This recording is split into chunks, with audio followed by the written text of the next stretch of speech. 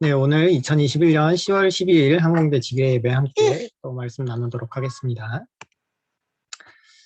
오늘은 사도행전 10장, 지난주 10장을 전체적으로 보면서 베드로가 말씀 전하는 부분을 우리가 같이 나누지 못한 부분이 있어서 그 부분을 같이 보면서 보다 보니까 또 11장이랑 13장까지 연결이 되는 부분을 좀 듣고 함께 같이 좀 나누도록 하겠습니다.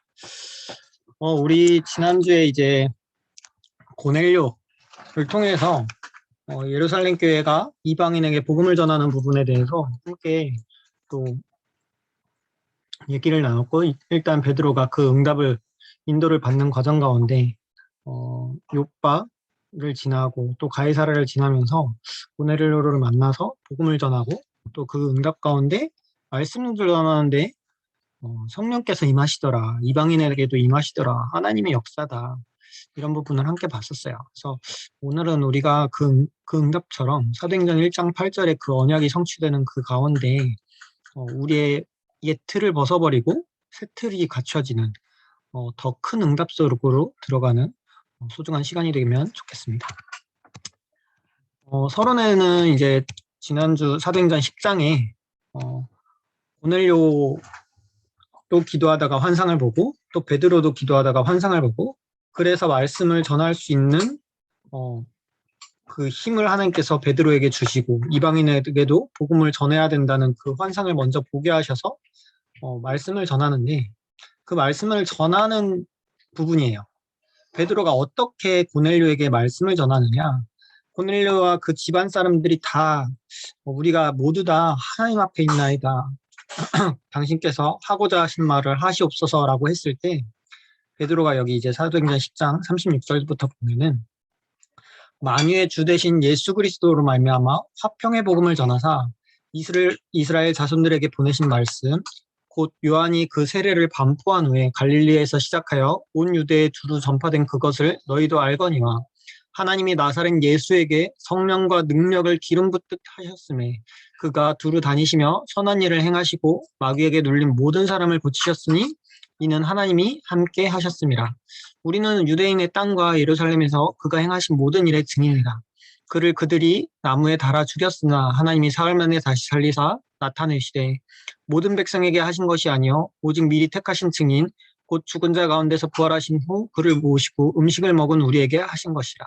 우리에게 명하사 백성에게 전도하되 하나님이 살아있는 자와 죽은 자의 재판장으로 정하신 자가 곧 이 사람인 것을 증언하게 하셨고, 그에 대하여 모든 선지자들도 증언하되 그를 믿는 사람들이 다 그의 이름을 힘입어 죄사함을 받는다 하였느니라. 예루살렘, 특히 이제 유대인들은 계속 선지자들을 통해서 그리스도가 오신다는 얘기를 계속 듣고 있는 상황이었어요. 그 과정 가운데서 세례 요한을 통해서 그 부분을 먼저 또 이 날이 가까이 왔다, 하나님 나라가 가까이 왔다 얘기를 하셨고, 그거를 통해서 예수 그리스도가 온 것을 지금 얘기하시는 거예요. 그 그리스도, 기다리던 그리스도가 바로 예수다라는 부분을 베드로가 지금 말하고 있는 건데, 38절에 보면 하나님이 나사렛 예수에게 성령과 능력을 기름 부으셨음에 그가 두루 다니시며 선한 일을 행하시고 마귀에게 눌린 모든 사람을 고치셨으니 이는 하나님이 함께 하셨음이라. 우리가 여름방학 때 12가지 문제를 확인을 했었어요. 각자 나에게 있던 그리고 또 우리에게 다가온 12문제를 한 번씩 확인을 하면서, 사실은 내가 잘 알지 못하는 부분까지도 어떤 부분에선 마귀에게 눌린 상태가 있는 것들을 우리가 발견을 했고, 그것이 진짜 오직 예수 그리스도로만 확인이 되어지고 그것을 통해서 해방받았음을 확인하는 시간들로 우리가 인도를 받았었는데, 지금도 마찬가지예요.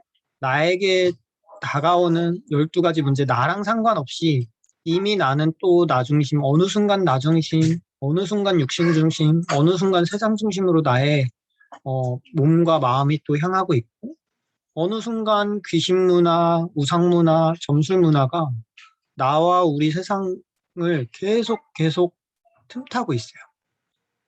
그런 가운데서 6가지 문제가 우리 현장에 있는 많은 사람들에게, 특히 이제 복음을 모르는 모든 사람들에게 이 마귀에게 눌렸다라는 표현이 당연할 만큼 계속 드러나고 있는 거예요. 어떤 사람은 상처에 빠져가지고 자기 생각에 사로잡히는 사람들이 있고, 그런 부분들로 인해서 생활하는데도 또 여러 가지 문제가 오는 사람들도 있고, 우리 또한 언제든지 그리스도를 붙잡는 순간 아니면 그런 것들이 툭툭 나올 때가 있어요. 그것과 마찬가지로 그렇지만 그럴 때마다 우리가 무엇을 붙잡느냐? 진짜 사탄에게 미혹받지 않는 길이 무엇이냐? 예수 그리스도.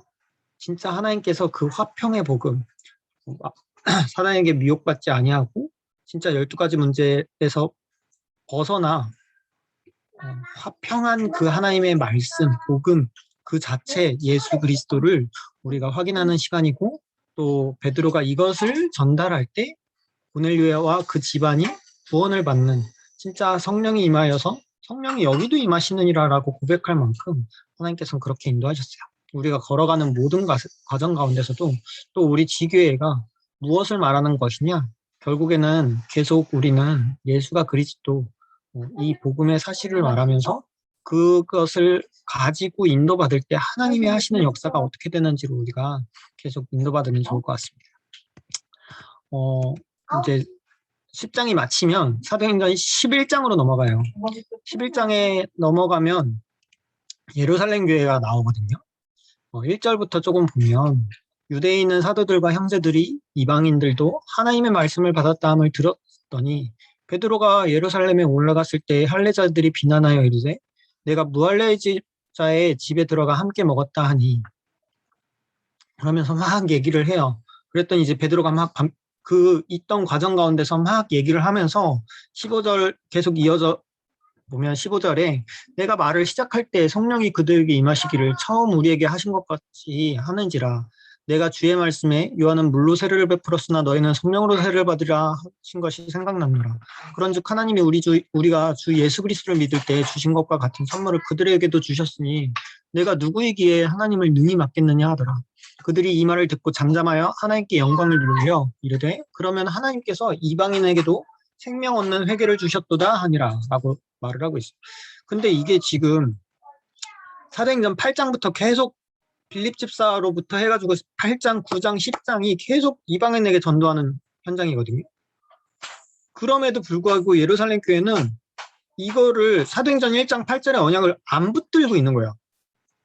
사도행전 1장 8절은 예수님이 마지막으로 주신 그 말씀이었는데 그거를 안 붙들고 계속 자기 생각에 사로잡혀서 자기 전통에 사로잡혀서 오직 유대인만 생각을 하고 있는 상황이었어요. 그러니까 1, 2, 3절과 같이 무할례자의 집에 들어가서 함께 먹은 거 자체를 비난하고 있는 거예요. 그들을 진짜 구원받을 대상으로 보는 게 아니라 그냥 우리 전통을 어긴 이방인들과 밥 한 번 먹었다고 뭐라고 하고 있는 상황이 예루살렘 교회였던 거죠. 그 과정 가운데 베드로는 또 그거를 이제 설명을 하고 있어요. 그리고 설명을 하고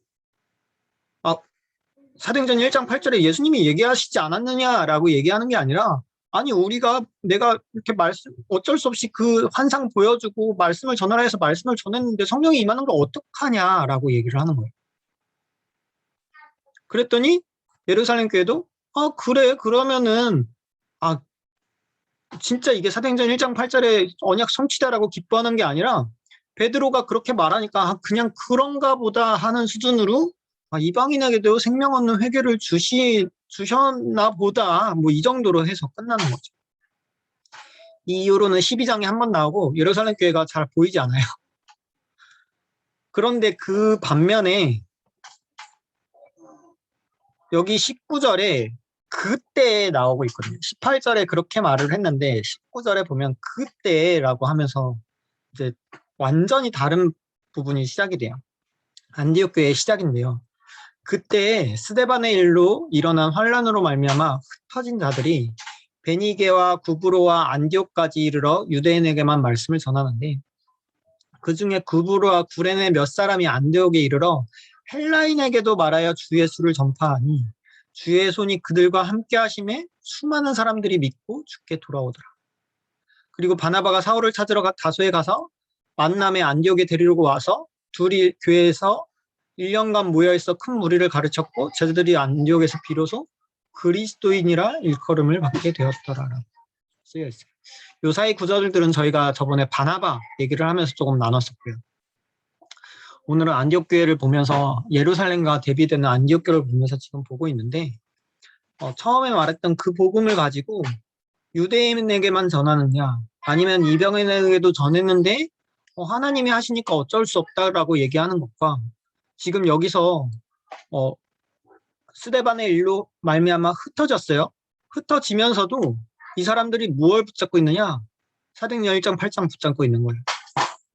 하나님께서 내가 지금 어쩔 수 없이 스데반 때문에 여기 와 있지만 흩어졌지만 하나님께서 나를 이곳에 보낸 것이고 하나님께서 온 유대와 사마리아 땅끝까지 이르러 내 증인이 되리라고 하셨다라는 그 언약을 붙들고 있는 거예요. 그러니까 헬라인에게도 말하는데 주 예수를 전파하는데 그때 뭐가 일어나냐? 주의 손이 그들과 함께 하심에 수많은 사람들이 믿고 주께 돌아오더라. 이렇게 일어나고 그러면서 안디옥 교회를 통해서 크리스찬이라는 단어가 불리는 단어가 되는 거예요. 그리스도인, 크리스찬. 우리의 정말 저는 그 어떤 단어보다 소중한 단어라고 생각하거든요. 그리스도의 사람이잖아요. 우리를 일컬어서 그리스도의 사람이라고 다른 사람들이 말하는 거예요. 그게 크리스찬. 크리스찬이 크라이스트랑 사람이잖아요. 그리스도의 사람, 크리스찬. 진짜 이 응답이 우리와 또 우리 교회와 우리 한국내 지교회를 통해서 계속 일어나는 시간들이 되었으면 좋겠습니다. 그리고 그 안디옥 교회가 사도행전 12장을 넘어서 13장에 보면 선교팀을 파송해요.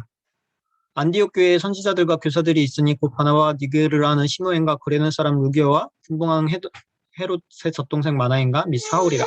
주를 섬겨 금식할 때 성령이 이르시되 내가 불러 시키는 일을 위하여 바나바와 사울을 따로 세우라 하시니 이에 금식하며 기도하고 두 사람에게 안수하여 보내니라. 아까 구레네 사람 몇 사람이 이렇게 복음을 전했을 때 헬라인에게도 전했다고 했잖아요. 근데 그 안디옥 교회에 구성된 사람들 중에서 대표적인 사람들 중에서 그리고 바나바가 사울을 데리고 왔는데 이 둘을 따로 세우라고 하나님께서 명하시고 전도운동, 선교운동의 시작이 돼요. 그것이 안디옥 교회였고 그것이 그 시작이 무엇이었냐면 좀 아까 우리가 말한 대로 그 예수 그리스도의 화평의 복음을 붙들고 흩어진 사도행전 1장 8절의 언약을 붙든 사람들이었어요. 그 사람들을 통해서 안디옥 교회가 세워지고 그 사람들을 통해서 선교팀이 파송되어지는 전 세계에 처음 있는 일이 일어납니다. 이때까지는 구약시대 모든 과정 가운데서도 사실은 이방인에게 가는 부분은 재앙이었어요. 재앙이 임하고 무슨 사건이 벌어져서 어쩔 수 없이 애굽에 가고 어쩔 수 없이 바벨론에 가고 어쩔 수 없이 포로로 끌려가고 노예되고 이렇게 해서 가서 그리스도의 빛이 하나님의 영광이 나타나는 일들이 벌어졌었는데 이때는 지금 직접 하나님이 성령을 통해서 선교팀을 파송하는 세계복음화의 시작이 되어지는 그 응답의 시작이 이제 시작이 되는 시점입니다. 우리가 오늘 우리 제목을 새 틀 이렇게 얘기하면서 더 큰 응답 속으로라고 언약을 붙들고 있는데요. 진짜로 우리의 작은 예틀이 어떤 것인지 우리에게 이미 잡혀져 있는 것들이 무엇인지를 확인하고 정말로 안디옥 교회와 같이 그리고 또 세계복음을 향해서 선교팀을 파송하는 이 장면과 같이 정말로 우리 지교회를 통해서 5인 1조 팀이 일어나고 또 이것을 통해서 우리 학교의 전도운동이 일어나고 사도행전 13장 이후로는 사실상 이제 우리 다락방 전도운동의 꽃인 지역마다 제자가 전도팀이 가는 전도제자들이 가는 그곳에 계속적으로 제자가 일어나고 사건들을 통해서 하나님께서 영광의 빛을 비추시는 그 응답 속으로 들어가는 장면이거든요. 우리가 그것을 두고 기도하면서 이렇게 인도받았으면 좋겠고 진짜 더 큰 응답 속으로 들어가는 새 틀. 이게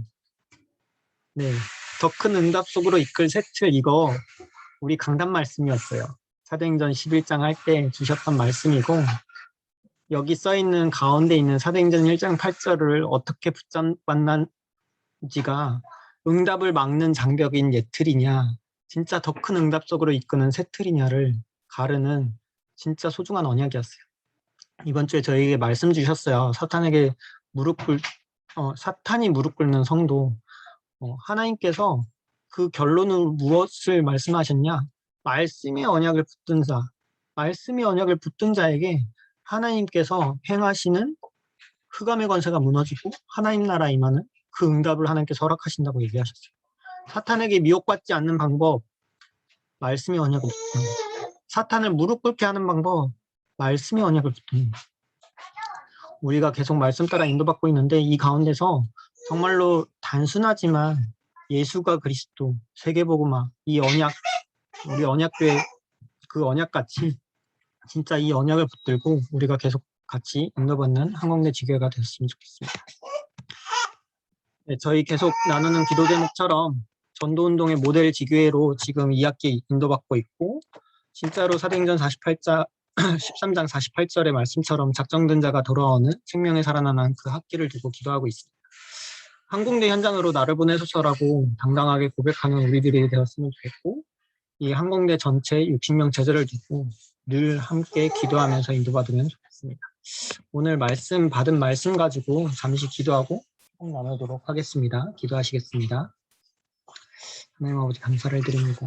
하나님께서 주신 응답 가지고 정말로 더 큰 응답 속으로 있는 새틀이 우리에게 갖춰지는 말씀 안에 붙들게 하나님께서 허락하여 주옵소서. 그들을 마음과 생각을 하나님께서 지키시고 정말로 사탄에게 미혹받지 아니하고 사탄이 무릎 꿇게 하시는 그 응답 속으로 들어갈 수 있도록 하나님께서 축복하여 주옵소서. 하나님 아버지 감사를 드립니다.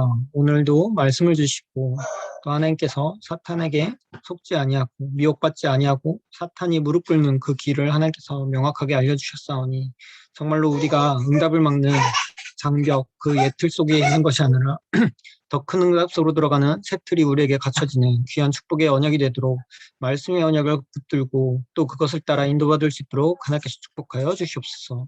감사드리오며 우리 주 예수 그리스도 이름으로 기도하옵나이다. 아멘. 감사합니다.